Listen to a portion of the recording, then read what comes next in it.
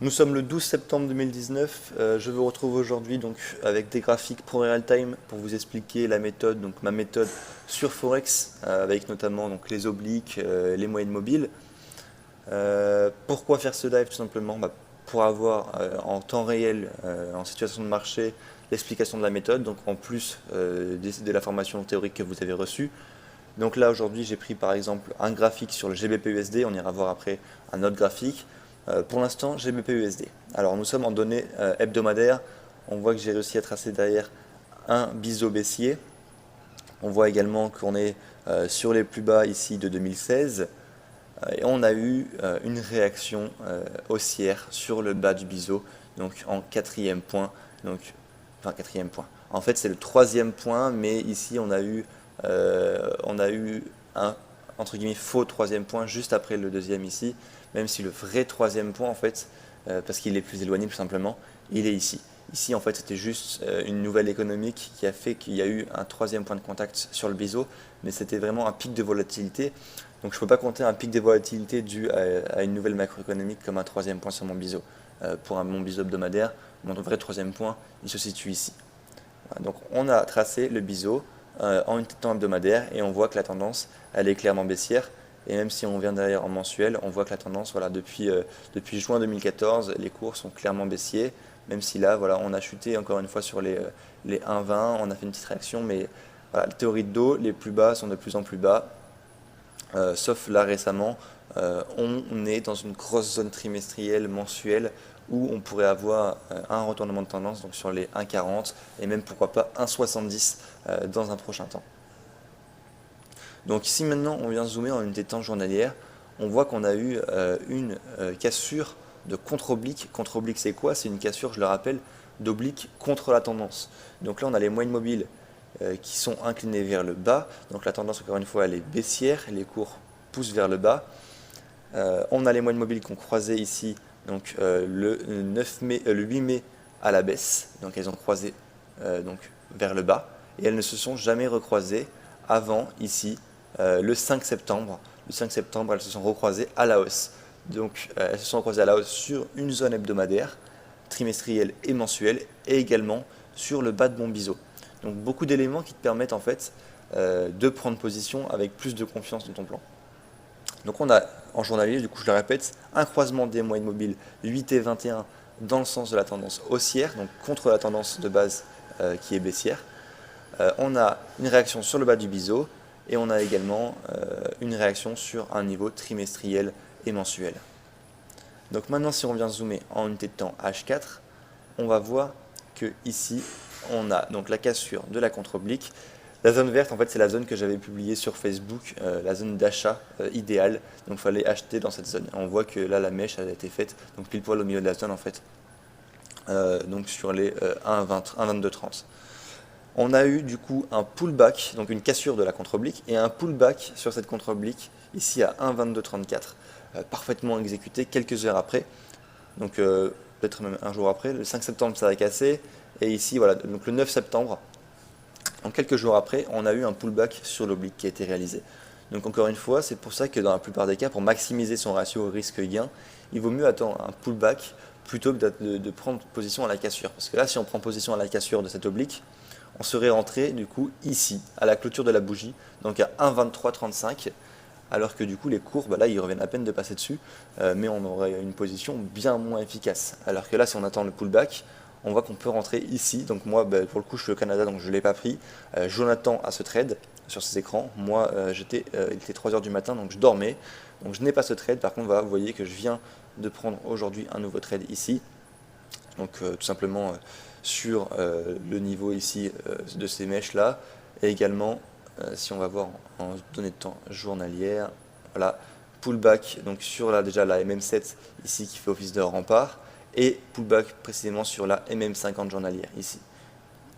Donc ça c'est des détails expérimentés un petit peu, donc ça je vous demande pas de l'apprendre, mais tout simplement voilà, ici la contre-oblique, on a un pullback, on peut prendre position sur le pullback de la contre-oblique.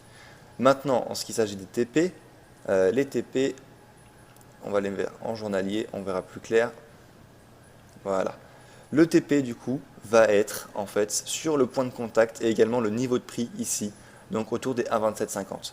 Pourquoi les 1,2750? Tout simplement parce que voilà, on a tracé un niveau horizontal de prix important et on a également un point de contact, principal, donc qui est le deuxième point de contact de l'oblique, de la contre-oblique baissière. Donc idéalement, le TP1 serait à 1,2750. On va dire 1,2740, 45 au cas où. Donc quelques pips en dessous. Cependant, on l'a mis sur Facebook à 1,27. Pourquoi? Tout simplement parce que voilà, c'est le haut du biseau hebdomadaire. Et pour 30 pips près, j'ai pas envie de perdre tout mon trade en essayant d'être un petit peu plus gourmand et de parier sur un petit excès haussier. Donc il y a de fortes chances d'arriver. Vous voyez le biseau ici, il a fait quelques petits excès haussiers. Donc ça pourrait très bien venir taper les 1,2730, 1,2740, 1,2750. Mais voilà, je préfère le sécuriser et mettre 1,27 en TP. Au moins, je suis quasiment sûr que derrière, il viendra se faire. Donc premier TP pour moi qui va être à 1,27, donc sur le haut du biseau.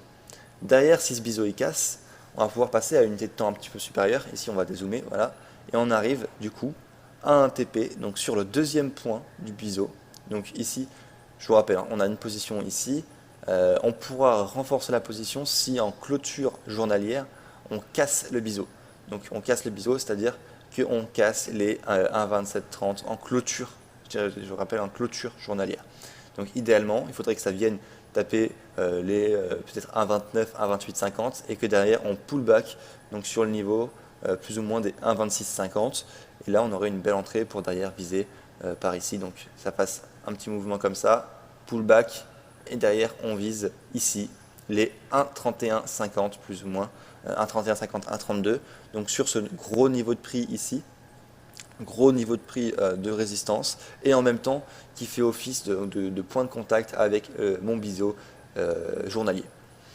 Donc mon biseau journalier, je rappelle, quand tu casses une oblique, donc ici c'est une oblique, c'est un biseau mais c'est également une oblique, quand tu casses une oblique donc pour prendre un trade contre la tendance de base, le TP1 va être sur le point de contact, donc ici vers les 1,33, 1,3250. Et le TP final va être sur le premier point de contact. Donc ici, ça va être les 1,43. On peut viser, si on est moins gourmand, les 1,40, qui est le niveau mensuel. Mais voilà, du coup, si on casse ce niveau-là du biseau, on peut très bien avoir un trade swing, donc plus long terme, en visant les 1,43, 1,4350, voire 1,44 si on est un petit peu moins gourmand. Pour l'instant, on reste dans une optique de tendance baissière. Donc, même si on a un trade à l'achat, on sait que la tendance est baissière et que les cours poursuivent un biseau baissier. Donc, c'est pour ça que le trade sera allégé autour des 1,2680, 1,27. Voilà. Donc, ça, c'est pour ce qui est du trade sur le GBP-USD.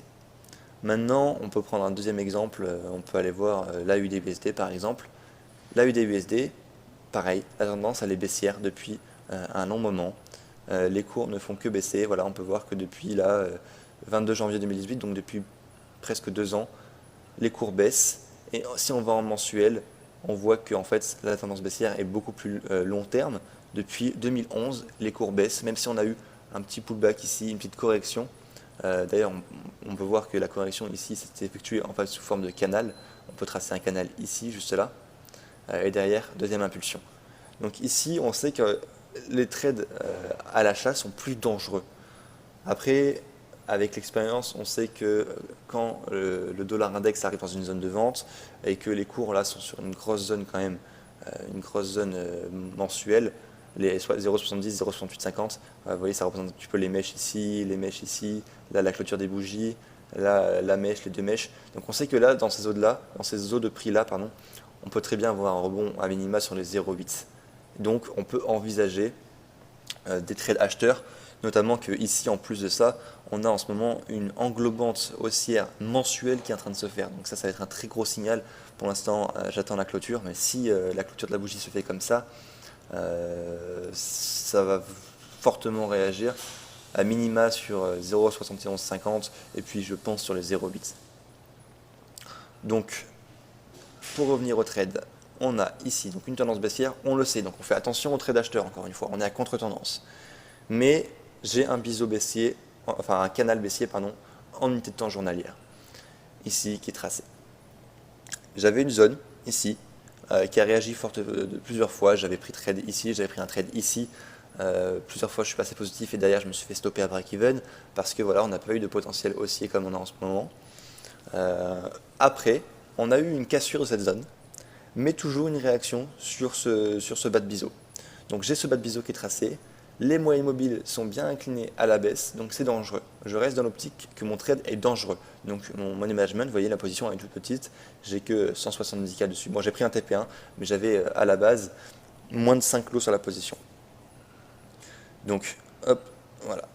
Ici on voit que en H4, on a un break-up, pas une englobante, parce que voilà, c'est englobante, il faut que ça englobe en haut et en bas. Donc ici, il faudrait que ça englobe au minimal les 0,6695, ça n'a pas fait. Donc ici, on a un break-up H4 sur le bas de biseau, donc beau signal d'achat, premier signal d'achat. Mais moi, j'ai pas pris la position à cet endroit-là parce que voilà, je me disais que ma zone ici avait cassé et que même si on était sur le bas de biseau, on était quand même en tendance baissière et que ça pouvait très bien continuer à baisser. Donc là, pour l'instant, je vois ce break-up H4, je me dis, voilà, on peut réagir. Attention cependant à attendre un petit peu un signal un peu plus fort. Donc je suis allé zoomer en unité de temps horaire pour trouver un point d'entrée. Qu'est-ce que je vois en unité de temps horaire? Je vois donc cette oblique là, que j'ai tracée en plus gras, une contre-oblique encore une fois, donc oblique contre-tendance, qu'on peut tracer ici sur tous les points en haut, là, toutes les mèches.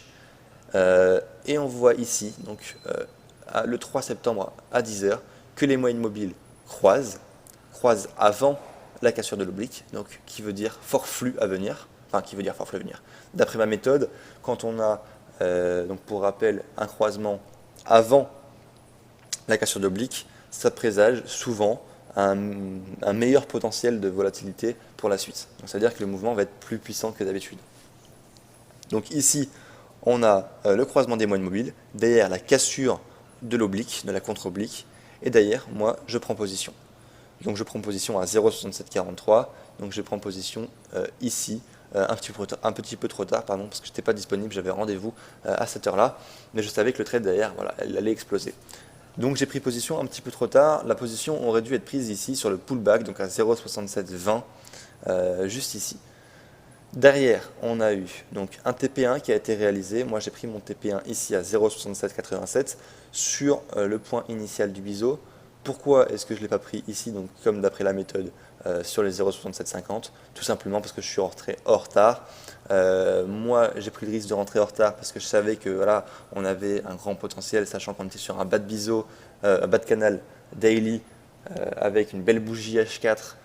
Avec une cassure de l'oblique en H1, je savais que mon point en fait d'entrée, il était horaire, donc il était petit, et il était précis. Donc du coup, pour moi, ça ne me servait à rien de mettre un TP1 ici. Et mon potentiel de trade, si on va voir en journalier, il est beaucoup plus haut en fait. Mon potentiel, mon TP2, il va être ici.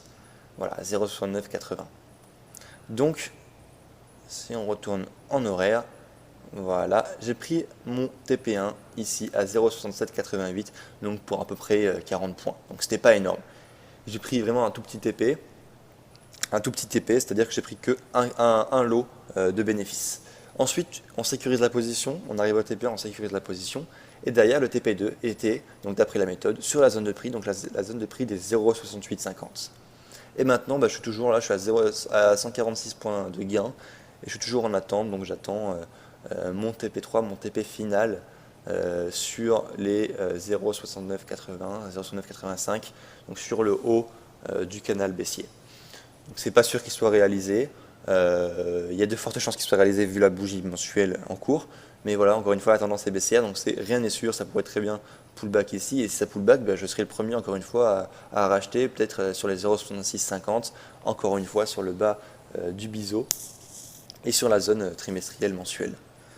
Voilà, donc c'est à peu près tout pour cette méthode-là. Donc vous avez vu que, si on prend un petit Word, on écrit, un premier cas, on analyse la tendance de fond, donc la tendance long terme. Ensuite, pourquoi est-ce que ça ne se met pas au même niveau? Je ne sais pas. Voilà. Ensuite, on va repérer des niveaux de prix, donc on va tracer des zones. Si ce n'est pas déjà fait, parce que je vous rappelle que vos zones doivent déjà être faites au préalable sur toutes vos paires, donc sur toute votre watchlist. Mais si jamais voilà, vous avez en H4 par exemple une zone que vous n'avez pas identifiée au préalable, donc en hebdomadaire ou en mensuel, vous savez en fait que la zone de prix est importante, mais en zoomant en unité de temps, vous vous rendez compte qu'il y a peut-être une hésitation des cours, que les cours s'essoufflent, qu'il y a plusieurs mèches au même endroit. Donc là, vous pouvez tracer un petit rectangle en fait sur ces mèches. Donc tracer des zones sur mèches ou englobantes, voilà. Sur n'importe quel signal, vous pouvez tracer des petites zones qui vont vous servir d'indicateur un petit peu où prendre la position. Ensuite, troisième point, vous regardez les moyennes mobiles. Moyenne mobile, donc MM, moyenne mobile, vous regardez si elles sont croisées ou pas. Donc dans le sens de la tendance ou pas. Sinon, attendre un croisement pour rentrer à contre-tendance. Donc je rappelle ici, les deux trades que je vous ai montrés, c'est des trades à contre-tendance de fond. Donc il faut attendre le croisement des moyennes mobiles. Ce n'est pas le cas si vous prenez une oblique de continuation. Donc une oblique de continuation, ça serait typiquement troisième point de contact sur l'oblique, vous entrez en position dans le sens de la tendance. Là, ici, on est sur des cassures d'oblique, donc on est sur des cassures de contre-oblique, donc trader à contre-tendance. Donc là, il faut attendre le croisement des moyennes mobiles. Ensuite, vous attendez idéalement attendre un retest de l'oblique pour entrer en position. On met son stop loss, donc SL, sous signal, donc sous signal, enfin on va dire sous bougie qui casse l'oblique, ou 6 zones proches, placer le SL sous la zone. Voilà. Donc là, vous avez un SL qui idéalement, donc s'il y a une zone pas loin, est placé sous une zone de prix, donc plus sécurisée, et sous la bougie qui a cassé l'oblique. Donc là, vous avez un trade qui est sécurisé. Derrière, le take profit, donc TP1, dans la majorité des cas, sauf si votre ratio risque-récompense n'est pas assez élevé, il va être sur le deuxième point de contact de l'oblique, comme expliqué tout à l'heure. Ensuite, TP2, ça va être sur le point initial, donc point de création de l'oblique. Point de création de l'oblique, c'est le point 1, je rappelle. Donc, point numéro 1. Voilà. Et si vous voulez garder un reliquat swing, donc 10% par exemple, c'est ce que je conseille plus ou moins pour un swing, s'il y a du potentiel. Hein. S'il n'y a pas de potentiel, vous coupez le trade, ça ne sert à rien de tenter plus. Mais s'il y a du potentiel, vous pouvez garder le trade. Donc on va dire 10% en potentiel. Par exemple, là, moi, sur le GBP-USD, je vous remets le graphique vite fait. Voilà, GBP-USD. Mon trade, pour l'instant, c'est un trade court terme ici. Mais je vais laisser 10% en swing parce que si jamais le biseau casse, je vais garder 10% avec cette entrée-là, même si je renforcerai sûrement mon trade une fois que le pullback aura été fait sur le biseau. Mais je vais quand même garder cette entrée-là parce que c'est vraiment une bonne entrée si le biseau casse. Donc on garde 10% pour une optique swing avec TP sur prochaine zone majeure. J'insiste sur le majeur parce que si c'est du swing, c'est une zone majeure. On ne va pas prendre un trade swing avec une zone H4. Donc prochaine zone majeure en hebdo ou mensuel. Voilà. Donc le mieux, ça serait une zone mensuelle. Après, si la prochaine zone hebdo elle est assez loin, vous pouvez le prendre sur la zone hebdo, mais un trade swing, donc ça va être un potentiel de au moins 200 pips de plus, sinon ça ne sert à rien de prendre 10%. Voilà, donc ça c'est pour la méthode des obliques. Donc je vais marquer méthode oblique et MM, donc MM moyenne mobile. Voilà. Et maintenant, je vais vous expliquer la méthode Fibo. Donc la méthode Fibo avec donc Fibonacci, hein, avec les retracements de Fibonacci, les extensions de Fibonacci, comment placer les retracements de Fibonacci, où placer son stop loss et où placer ses prises de bénéfices. Donc pour ça, rien de mieux qu'aller voir l'USD CAD. L'USD CAD, qui est un trade qu'on avait envoyé sur Facebook à tout le monde donc gratuitement. On était rentré à 1,3320 pardon, et on avait dit TP1 1,3150, donc 1,3150 c'était juste là. Donc on voit qu'on a bénéficié ici de presque 200 points en quelques jours. C'était un très beau trade, mais c'est que le début du potentiel de ce trade. On voit qu'en fait ici, ça pour moi, le USD-CAD, c'est en termes de potentiel, je pense que c'est mon plus gros trade de l'année. C'est pour ça que vous voyez, j'ai déjà 13 lots ici et j'en ai encore 18 en attente. J'ai un très gros trade sur l'USD-CAD qui pourrait être fait pour l'instant. J'ai en cours cette position, mais si derrière on va chercher ce C-là, j'aurai une très grosse position sur l'USD-CAD. Donc ici on voit du coup en mensuel qu'on a la moyenne mobile 50 périodes qui bloque un petit peu les cours pour l'instant. Mais si derrière cette moyenne mobile 50 périodes vient à céder en clôture mensuelle, alors là le potentiel va être à minima 1,30 et on pourrait aller voir les 1,20 assez rapidement. Pour l'instant, on voit qu'ici en hebdomadaire, on a une cassure d'oblique avec un pullback. Qui dit pullback dit quoi? Qui dit pullback dit qu'on peut tracer les retracements de Fibonacci. Pourquoi ils ne sont pas là? Attendez, alors je vais les chercher. Retracement de Fibonacci, voilà. Comment on trace les retracements de Fibonacci? Tout simplement, vous allez prendre le point haut, donc la mèche haute, ici. Vous allez venir prendre la mèche basse, ici, et vous tracez. Voilà. Donc, il devrait y avoir sur votre graphique, d'après la méthode, le point des 38,20, des 50, des 61,8 et des 78,6. Ça, c'est pour les retracements de Fibonacci. Les retracements sur lesquels on peut rentrer en position, tout simplement 38,2, 50, 61,8. Moi, j'ai mis 38,2 et 50 en rouge parce que c'est les retracements les plus violents et 61,8 en vert parce que c'est le plus safe et le plus... tout simplement le plus safe, quoi. C'est celui qui présente le moins de risques et sur lesquels les cours ne peuvent pas retracer plus haut sans invalider le setup. Donc là, le setup, il n'a pas été invalidé, bien au contraire, les cours sont venus taper les 61,8 et derrière, magnifique réaction avec une double mèche, double rejection ici. Et d'ailleurs, ici, en fait, on peut voir qu'on n'était pas loin de 61,8. Hein. On n'était vraiment pas loin pendant longtemps. D'ailleurs, on est venu faire une fausse cassure de 61,8 et on a fait d'ailleurs une très belle bougie hebdomadaire et une réaction baissière. Donc, d'après la méthode, quand on rentre sur ce niveau-là des 61,8, le stop loss, il est placé quelques points au-dessus des 78,6. Donc là, pour le coup, il est placé, moi je l'ai mis ici, à 1,3468. Donc 15 points au-dessus du retracement des 78,6. Donc 15 points au-dessus, il y a mon stop loss. Donc là, si le stop loss est touché, ma position est clôturée et le setup est invalidé, en tout cas pour le moment, parce que voilà, d'après les retracements de Fibonacci, les cours ne peuvent pas dépasser 78,6, c'est le placement du stop loss.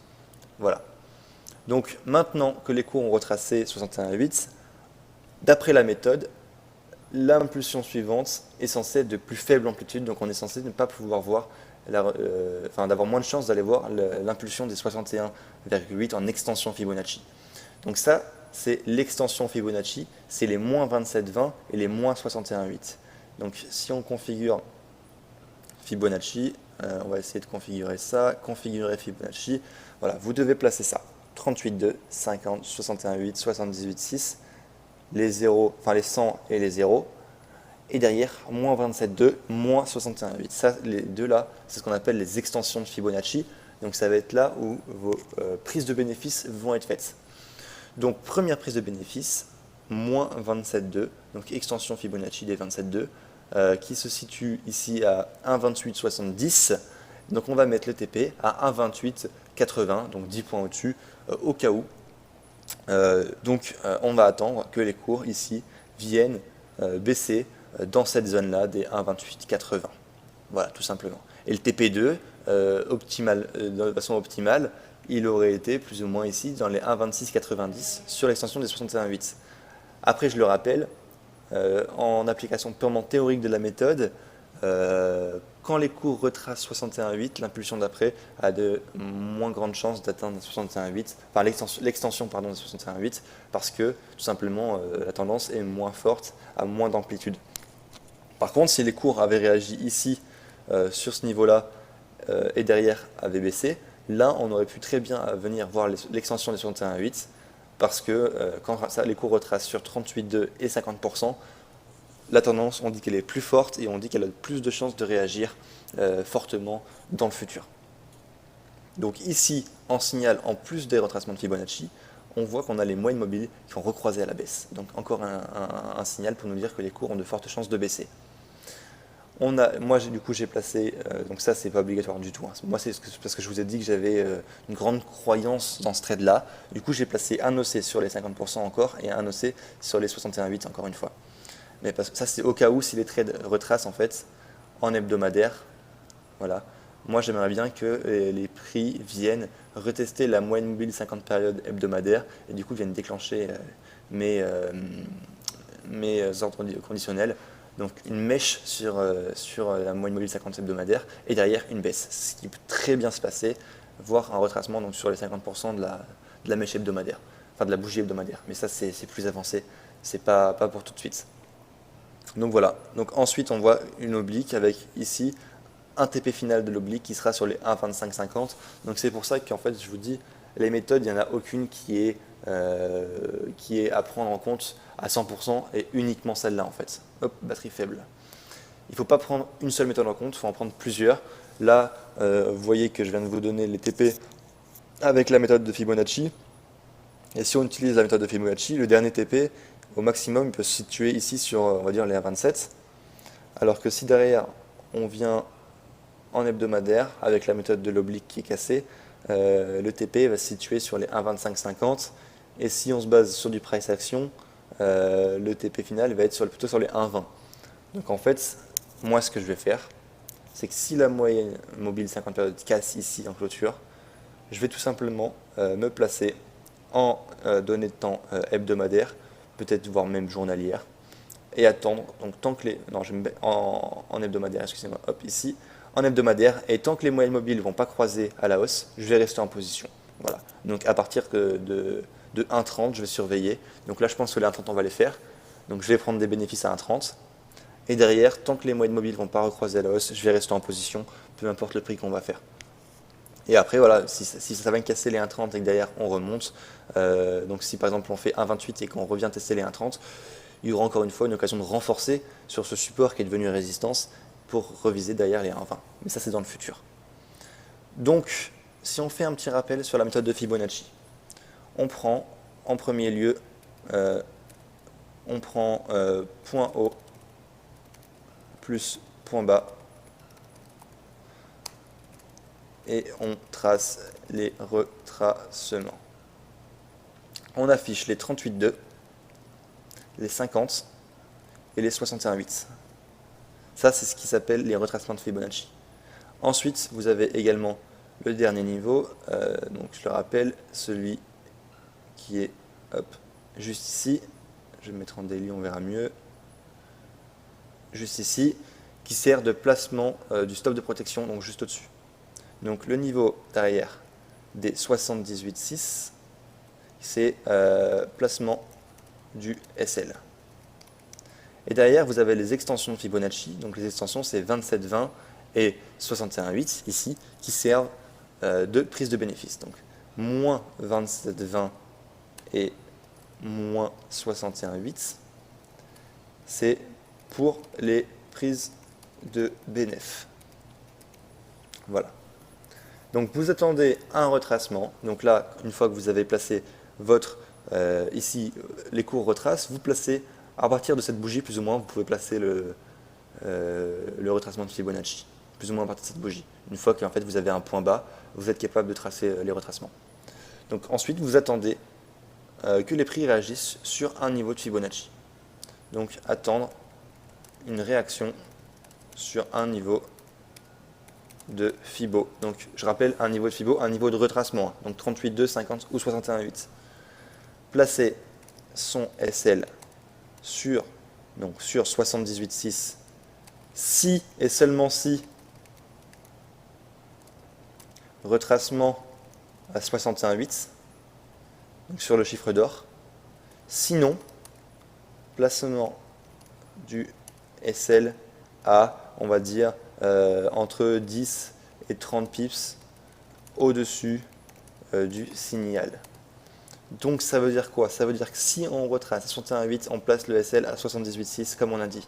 Par contre, si les cours ne retracent qu'à 38,2 ou 50%, on va placer son stop loss à 10-30 points au-dessus du signal baissier. Donc par exemple là, là on aurait pu avoir un signal baissier ici si jamais la bougie avait breakdown, celle-là. Donc pour l'instant on n'a pas eu de break baissier, ça aurait pu être le cas. Si cette bougie-là avait break la bougie là par le bas, on aurait eu un signal baissier sur les 38,2. Donc on aurait pu avoir directement une réaction baissière sur les 38,2 sur ce niveau-là. Donc là, on aurait placé le stop loss plus ou moins par ici, donc plus ou moins en fait sur les 50%. Donc au-dessus de cette bougie-là, quelques pips au-dessus du signal, ici de la bougie signal. Pareil sur les 50%, si jamais on avait eu une réaction sur les 50%, donc ici, donc là pour le coup on aurait pu prendre un trade d'ailleurs sur cette bougie-là, on place son stop donc à 20-30 pips au-dessus de cette mèche-là, donc pour le coup ça aurait été voilà, par là, donc on aura failli être déclenché sur cet excès-là. Voilà, donc sinon c'est au-dessus des 78,6. Au niveau des prises de bénéfices, les prises de bénéfices, donc on a dit moins 27,2 si et seulement si, donc je vais mettre SSI, si et seulement si, retracement 61,8 Fibo. Sinon, on peut viser donc l'extension des moins 61,8 quoi. Sinon, on peut viser les moins 61,8 si retracement sur les 50 ou 38,2. Voilà. Donc on sera plus gourmand quoi. Voilà. Donc voilà, donc c'est tout pour cette méthode de Fibonacci. J'espère que c'est plus clair. Si jamais vous n'avez toujours pas compris, je vous invite à nous faire signe.